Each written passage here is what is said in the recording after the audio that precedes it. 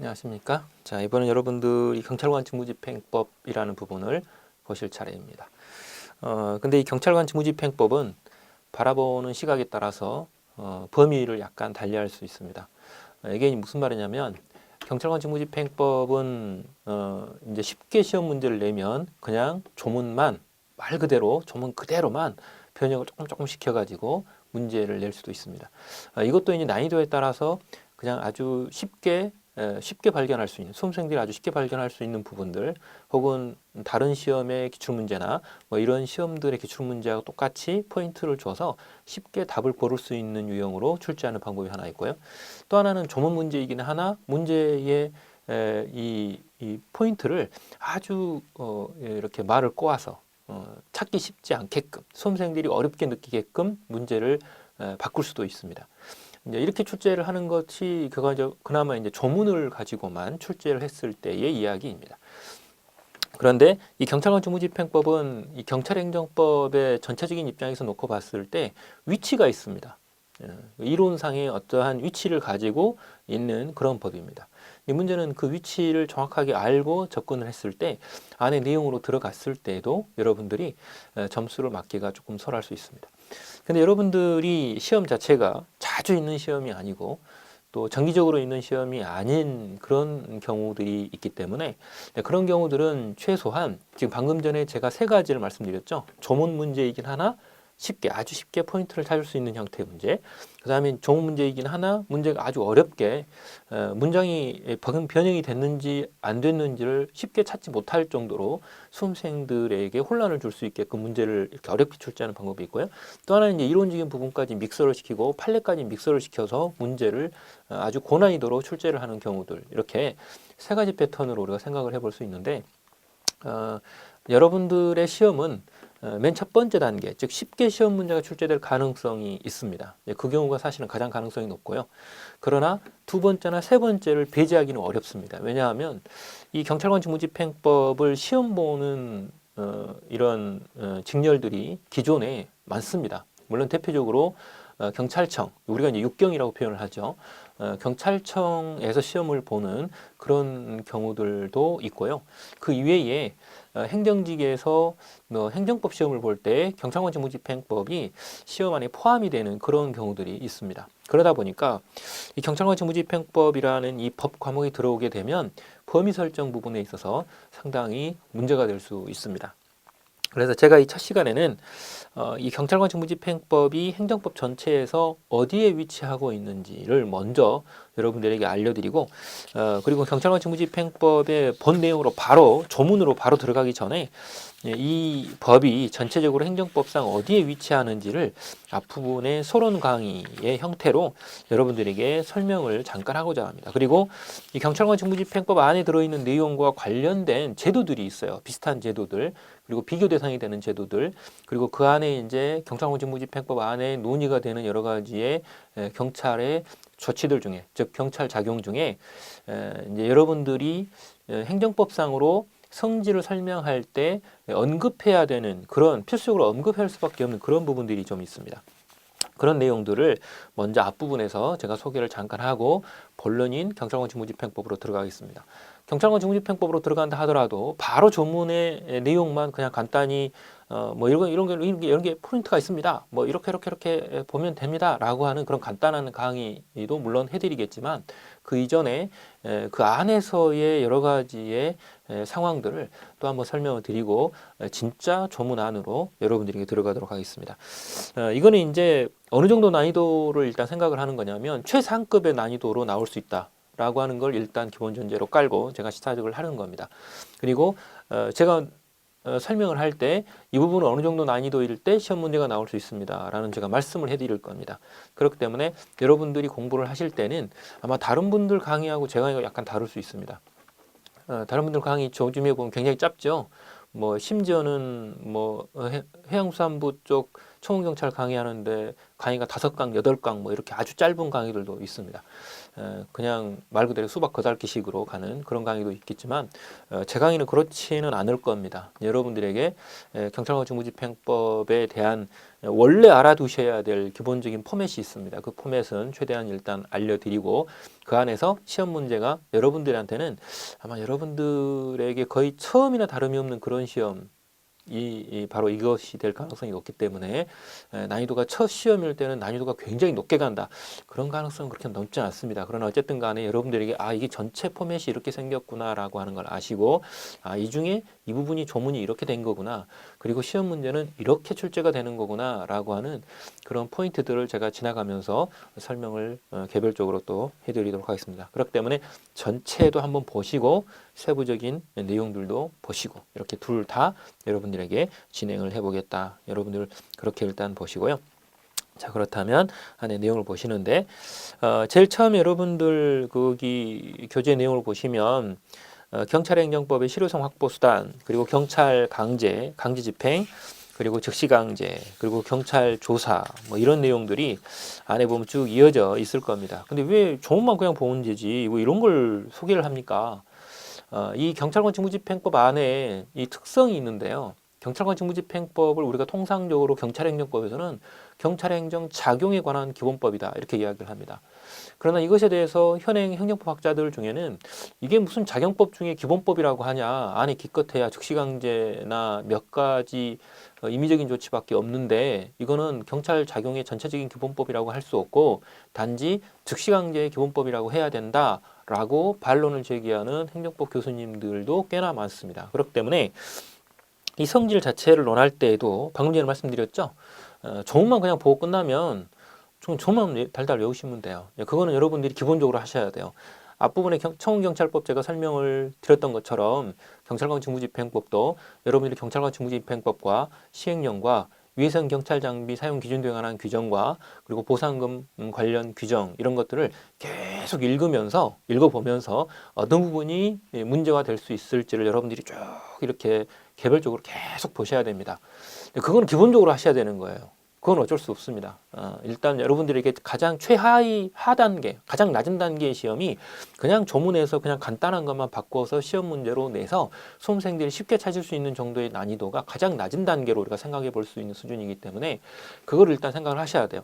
근데 문제는 그 정도에도 그치지 아니하고 두 번째 단계나 세 번째 단계까지 간다.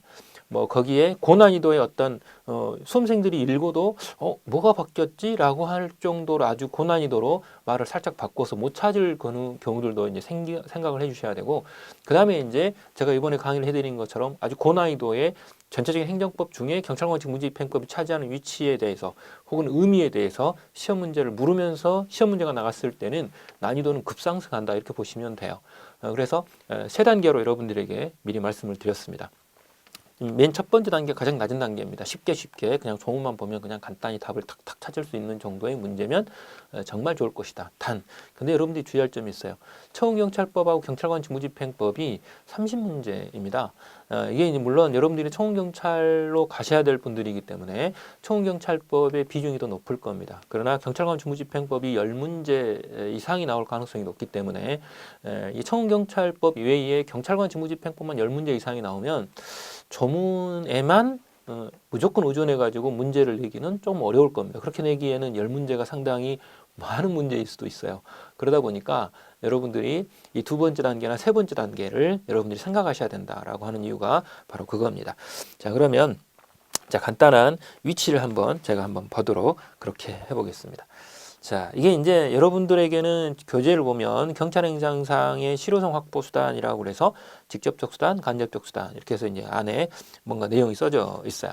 그리고 경찰 강제라고 하는 것 자체의 개념에 경찰기관이 일반 통치권의 기초로 개인의 신체 재산, 가택 등의 실력을 행사하여 경찰상 필요한 상태를 실현하는 사실상의 작용이다 이렇게 말씀을 드렸어요. 경찰행정에서 경찰기관들이 추구하는 목적이 뭐냐면 국민의 성인체 재산을 보호하고 국가의 공공의 안녕과 질서를 유지하는 데 있습니다. 그게 근본적인 목적입니다. 이 중에 어느 쪽이 더 큰 겁니까? 공공의 안녕과 질서 유지를 하고자 하는 데 있습니다. 즉 경찰이 유지하고자 하는 그 질서가 있어요. 그 질서가 흐트러졌을 때, 질서가 문란해졌을 때 그것을 질서 있는 상태로 복귀시키기 위해서는 경찰이 공권력을 행사하는, 즉 강제력을 행사할 수밖에 없는데 바로 그게 경찰 강제라는 거예요. 그 경찰 강제 중에 하나가 바로 경찰관 직무집행법에 의한 경찰 즉시 강제입니다. 그래서 여러분들이 그냥 조문만 달달달 외우면 돼. 이렇게 말하는 거는 그나마 정말 최하급 수준이다. 이렇게 생각하시면 됩니다. 자, 그러면 안에 내용을 잠깐 보죠.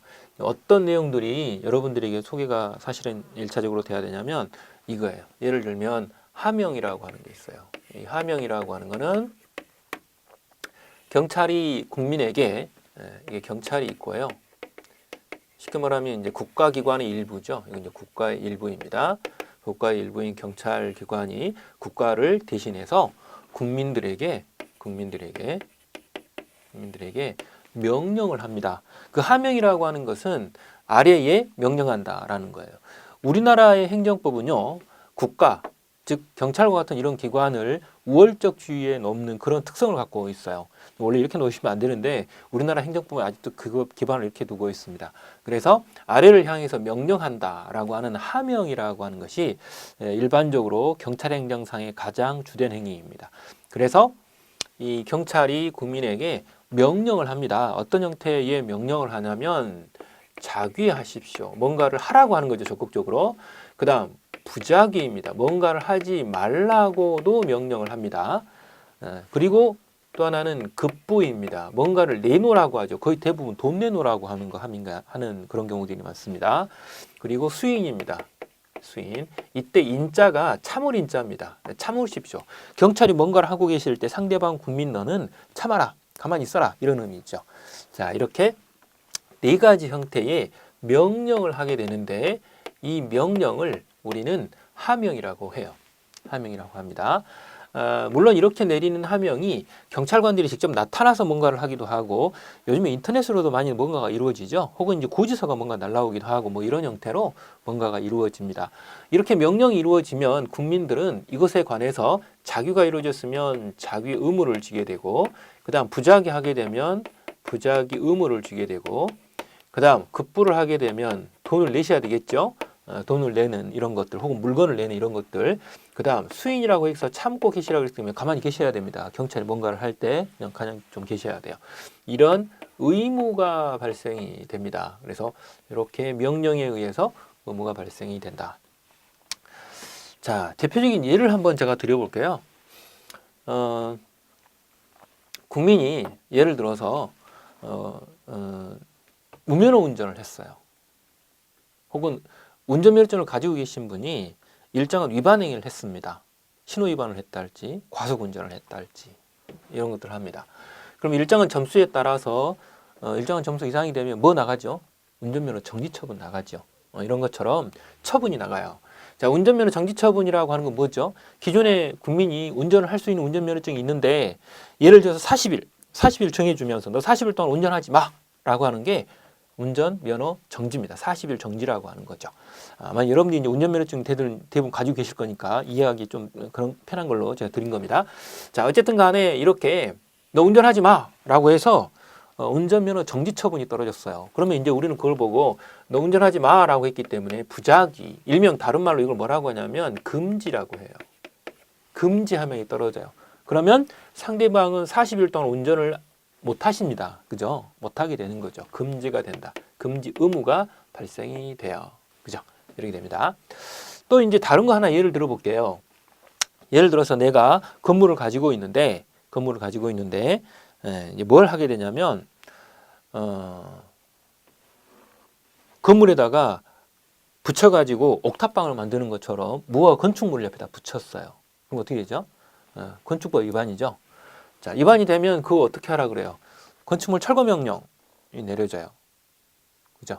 철거 명령이에요. 너 건축 뭐 건축물이니까 너 건물 그 부분을 부숴야 돼. 다시 원상 복귀시켜. 라고 하는 명령이 떨어집니다. 그럼 무슨 의무예요? 자기 하명이 떨어지는 거죠. 그럼 자기 하셔야 되잖아요. 그죠? 의무가 발생이 되는 거야. 이런 형태로 다양한 형태의 명령과 의무가 나타납니다. 됐습니까? 자, 그런데 이렇게 해서 이제 하명이 이렇게 떨어져 가지고 이게 이제 원래는 하명이고요. 이게 효과예요. 하명이 떨어지면 결과적으로 국민들은 이렇게 의무가 발생이 되는 거예요. 그런데 이 의무를 이행해 버리면 뭐 국가는 뭐 더 이상 할 말이 없잖아요. 뭐 시키는 대로 국민들이 이행을 잘 하셨으니까 그것에 대해서 무슨 강제를 한다거나 벌을 준다거나 그럴 필요가 없어요. 그죠? 근데 문제는 이렇게 명령을 했는데 국민이 의무를 이행 안 해요. 그러면 어떻게 되죠? 자, 이때 이제 의무를 이행하시면 의무 이행이 됐어요. 그러면 그때는 더 이상 무슨 벌을 준다거나 뭐 불이익을 해줄 필요가 없는 겁니다. 그죠? 근데 문제는 의무를 이행 안 해요. 의무 이행을 안 하셨어요. 해야 되는데 이 국민이 시키는 대로 안 하네요. 자, 그렇게 되면 국가는 손가락을 빨고 있을까요? 절대 빨고 있지 않습니다. 요즘에는 반드시 실현을 시키는 거죠. 자, 그래서 의무 이행을 안 하셨으니까 거기 나와 있는 테마처럼 경찰행정상 의무의 실효성 확보, 즉 의무를 이행하지 않으셨기 때문에 의무를 이행한 것처럼 하기 위해서 실효성 확보 수단을 여기서 이제 투입시키기 시작하는 겁니다. 이게 이제 뭐냐라고 하는 거죠. 의무를 이행하지 않으셨을 때 두 가지 패턴으로 갑니다. 하나는 과거에 의무를 위반했다. 의무를 이행하지 않으셨기 때문에 과거의 측면에서는 의무에 대한 위반이죠. 의무에 대한 뭔가 위반이 있어요. 과거의 이야기입니다. 과거이죠. 자, 그리고 지금 현재는 이행 안 하고 계시잖아요. 과거에도 이미 이행을 위반했고 건물 짓지 말라니까 건물 지었어요. 주차하지 말라니까 주차 위반했어요. 신호 위반하지 말라니까 신호 위반했어요. 그죠? 과거 의무 위반했잖아요. 이게 하나 있고요. 지금 현재 이행을 하라고 그랬더니 이행 안 해. 야, 건물 철거해. 왜 안 해? 그랬더니 계속 안 하고 계셔요. 그거는 지금 현재 이행을 하지 않고 있는 거죠. 현재 의무 불이행이에요. 의무 불이행이죠. 현재도 의무를 이행하지 않고 있다. 이건 현재의 이야기예요. 그런데 이 두 가지, 과거 의무 위반 행위에 대해서 국가가 뭔가를 하고요. 지금 현재 이행하지 않고 있기 때문에 이행을 하라고 할 거예요. 두 가지 방식이 여기서 나타나요. 자, 위쪽으로 한번 가볼까요? 위쪽에 지금 현재 의무를 위반했습니다. 그럼 어떻게 해야 될까요? 제재, 즉 벌을 받게 하는 거예요. 이게 이제 행정법에서는 이거 뭐라고 하느냐? 제재력이라고 우리가 표현을 해요. 제재력이라고 하는 게 발생이 됩니다. 벌 받는 거죠. 제재력. 밑에는 그러면 지금 현재 이행 안 하고 있으면 이행하게 해야 될 거 아니에요. 그죠? 이거 집행력이라고 하는 게 나와요. 집행력이라고 하는 효과가 하나 나와요. 자, 그래서 위쪽에는 과거의 의무를 해야 되는데 뭔가를 위반해가지고 이렇게 의무가 횡행했어요. 과거의 의무를 위반한 거 그것에 대해서는 국가가 손가락 빨지 않는다 그랬어요. 반드시 거기에는 뒤에 따르는 게 있습니다. 그게 뭐냐?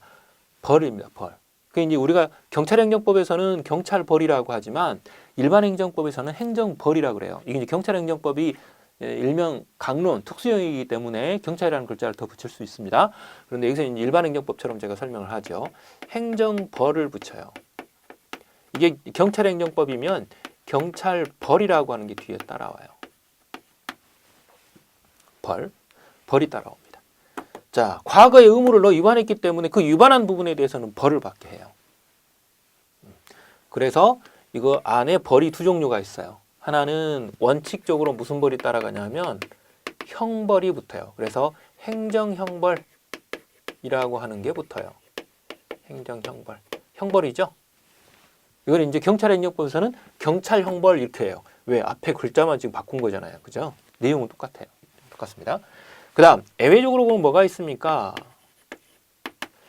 예외적으로 행정질서벌이 있어요.